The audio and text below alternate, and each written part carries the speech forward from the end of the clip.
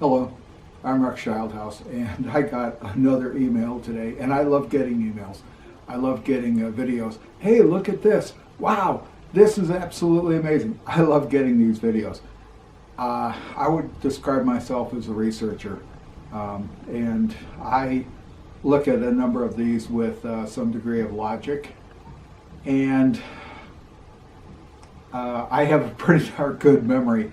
I love movies with really good computer-generated graphics, computerized special effects, man-made special effects, whatever. If somebody's doing something amazing in the movies on a television show, I really like it. But when they do illogical things, I giggle and laugh. So I'm going to show you a video, and I'm going to let the whole thing run, and I'm going to put some audio on top of it to tell you what to look for and to how to debug this stuff. And if you're going to send these videos, which I'm not saying don't send them. If you're going to send these videos, let people know that this is science fiction. This is fiction, and you just like what they're doing. So let's take a look at some basic things that you can look at.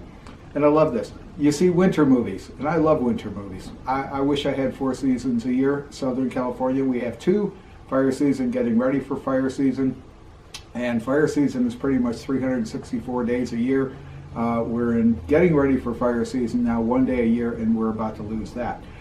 When it's a winter scene, is there actually steamy breath? Is there water in the tire tracks on the road? And you've seen this in heavily traveled roads.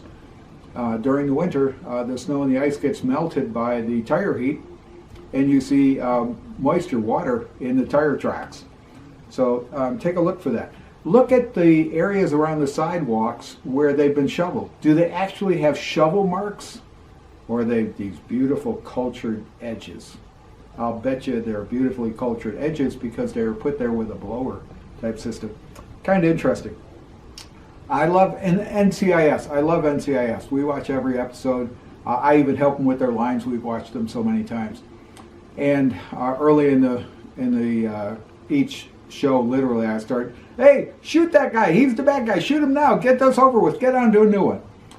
When I'm absolutely amazed. They pick up their cell phones. They're inside a ship, and they pick up their cell phones, and their cell phones work.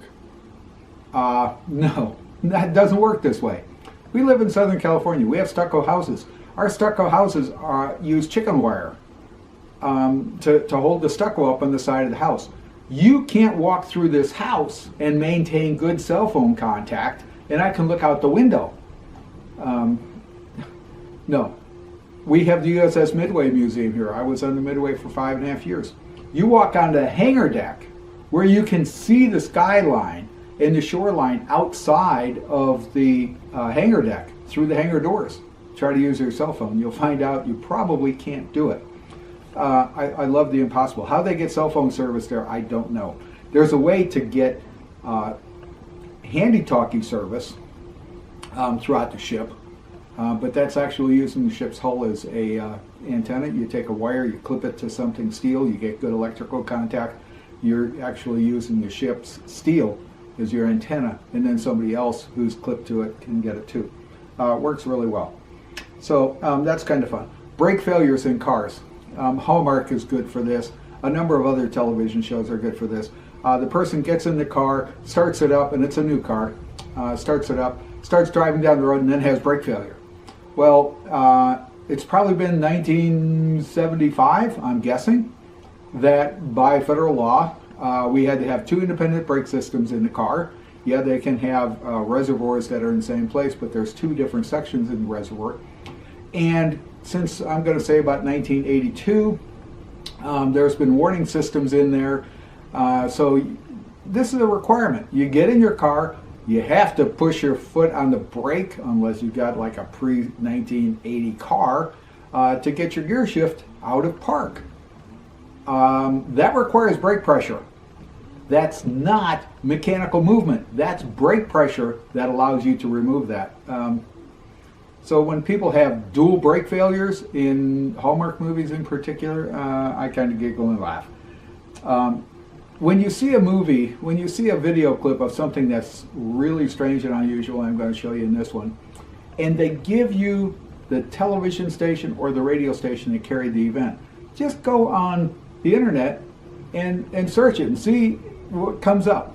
So I'm going to show you the radio stations on this one here, and as I said, I remember this movie. It's called Into the Storm. It was a super movie. I really enjoyed it. So, kind of fun. Watch for illogical patterns in nature when you're watching a movie, and I love it. The guy and the gal, the star and the co-star in the front of the scene, are battling winds, and their coats are flying, and their hair is flying, and whatever else. And the people in the background are standing there reading newspapers, and they're not even ruffling.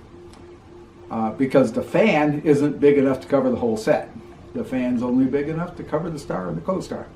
So when you're looking at videos that are sent to you, when you're looking at pictures that are sent to you, there's a way to take the picture and go into Google and see if it's actually a spoof picture or not. The other thing is, when somebody comes up and says, oh, National Geographic paid $1 million for this, or some newspaper paid $1 million for this, whatever, usually they don't pay that much for photos. So, kind of some clues. It's kind of fun. I really liked this video.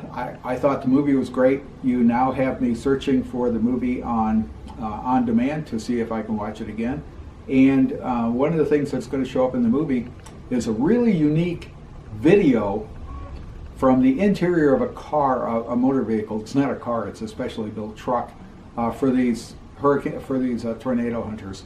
And when you look at how this window is set up, you realize this is not your normal car. This is akin to the Pope Mobile. Anyways, take a look at this video. Debunk the videos when you're sent them. If you're going to forward them, I like seeing them, and they're spoofs. Put in the email they're spoofs. Thanks. Let's move on.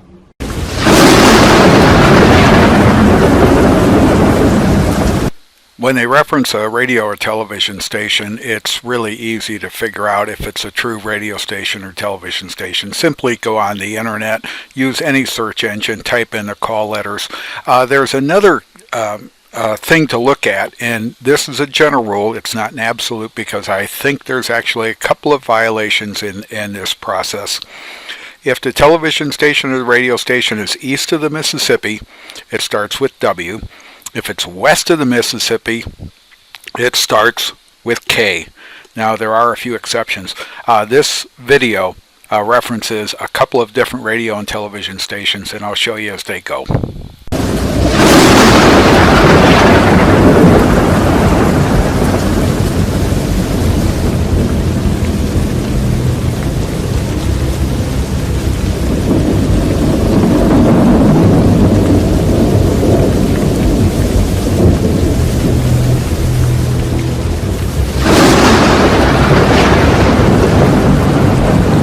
Tornadoes are tightly wrapped high winds, but this is an incredibly stable drone video for being so close to a tornado. Look at all the debris flying around.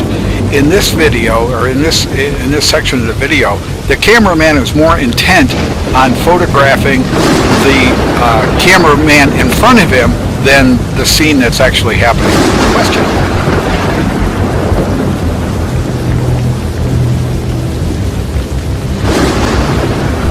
This is the specially made vehicle for these tornado hunters, and look at the structure for the windows. Totally out of the norm. Not something the guys from Kansas would have.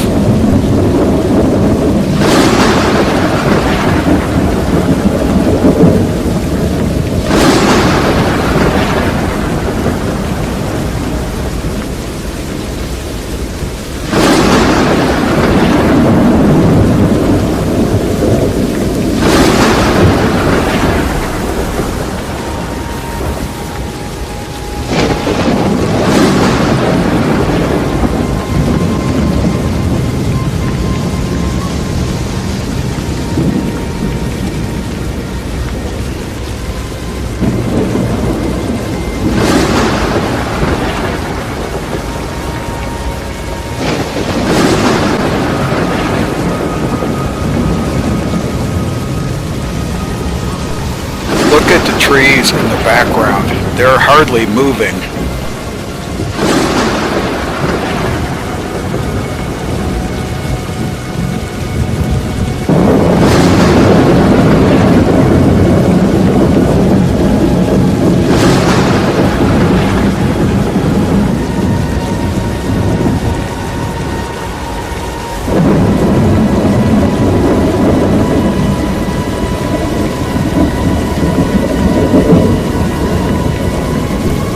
These guys are running in a hellacious wind, and they're not even leaning into it. They're straight up and down.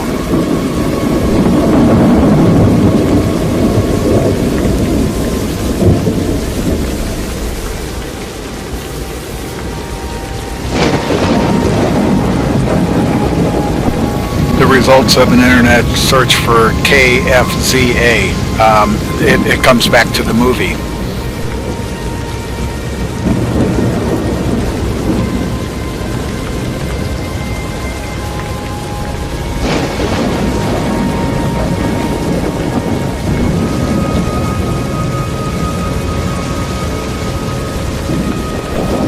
The winds are high enough to lift 747s off the ground, but not powerful enough to knock the control tower over. Here's several websites that can be checked, and I highly recommend you check more than one. Google, just type it in, type whatever you're chasing. Snoops is a pretty good source. They're updated, but they, like all of the rest, they can be wrong, or they can be delayed. Then the University one, Fact Checker, Political Fact, they're all really good. Associated with this, and this one was on the news the other day, a woman got a telephone call from her mother, and when she answered the phone, it was a guy who demanded a ransom and said, and there was a woman in the background screaming and crying and whatever else, and he wanted money. And she transferred the money to him, and then she got another call from him, and he demanded more money, and he told her in both phone calls, "You call the police, I'm going to kill your mother." Now, it turns out that it was a spoof call, but the caller ID said it was from her mother. Well, she's gullible, and now she's wondering why the bank won't give her back her money, because after all, the bank let her do it. When you get a call like that, the answer is hang up, call the police. Call a person who called you that. And about 5 years ago, I actually got a call from a friend of mine's phone number, and the guy on the other end said, "I'm calling for your friend, and he's stuck in Mexico and he needs money." Well, we're in San Diego County, so Mexico's our next door neighbor. I listened to the guy talk. I hung up. Really didn't tell him anything. I hung up. I called my friend back. My friend said, "No, I'm not in Mexico. I happen to be up in Sacramento or San Francisco or something." He was up north. I didn't intend on sending him any money anyway, so I let him know that his phone number had been spoofed. He started calling other friends. He called me back and said 4 or 5 people on his call list had been called, and they'd all turned it down. They'd all refused. Somehow his phone got hacked, and they stole his call book. Okay, hey, thanks for watching. I really do love the videos. I do look at them. I do laugh. I do research them, and sometimes they're spoofed. Hope you enjoyed it. Thanks for watching.